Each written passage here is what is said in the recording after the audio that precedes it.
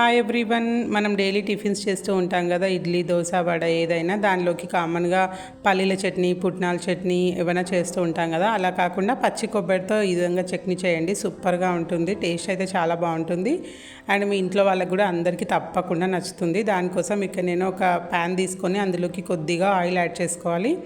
రుచికి సరిపడా అంటే మనం ఎంత కారం తింటే అంత గ్రీన్ చిల్లీ యాడ్ చేసుకోవాలి. వీటిని బాగా ఫ్రై చేసుకోవాలన్నమాట.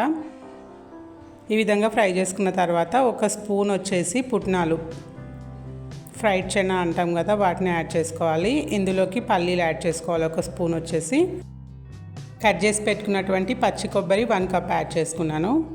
కొద్దిగా చింతపండు అనమాట, మరీ ఎక్కువ వేయదు, టేస్ట్ బాగుండదు. ఒక చిన్న రెక్క వేస్తే సరిపోతుంది. వీటన్నిటిని కొద్దిగా ఒక 2 మినిట్స్ ఫ్రై చేసుకుంటే సరిపోతుంది. పుట్నాలు మాడిపోకుండా చూసుకోవాలి. ఒక 4 వెల్లుల్లి రెబ్బలు యాడ్ చేశాను. ఇప్పుడు స్టవ్ ఆఫ్ చేసేసి పూర్తిగా చల్లారిన తర్వాత మిక్సీ జార్లో వేసుకొని మిక్సీ పట్టేసుకోవాలి. ఇందులోకి మిక్సీ జార్లోకి మనం రుచికి సరిపడా సాల్ట్ యాడ్ చేసుకొని కొద్దిగా వాటర్ యాడ్ చేసుకొని మిక్సీ పట్టేసుకుంటే చూడండి ఈ కన్సిస్టెన్సీ ఉంటే సరిపోతుంది. ఇంకా కొంచెం వాటర్ యాడ్ చేసుకున్నా సరిపోతుంది. ఇప్పుడు మనం దీనిలోకి పోపు పెట్టేసుకుందాం. అదే ప్యాన్లోకి కొద్దిగా ఆయిల్ తీసుకొని శనగపప్పు, జీలకర్ర, ఎండుమిర్చి, మినపప్పు ఇవన్నీ యాడ్ చేసుకొని కరివేపాకు కూడా యాడ్ చేసుకొని పోపు పెట్టేసుకుంటే సరిపోతుంది. చాలా బాగుంటుంది టేస్ట్. ఒక్కసారి మీరు కూడా ట్రై చేయండి. వడ కానీ, ఇడ్లీ కానీ, దోశ దేనిలోకైనా పర్ఫెక్ట్గా ఉంటుంది. పొంగల్ కాంబినేషన్తో కూడా తినొచ్చు అనమాట.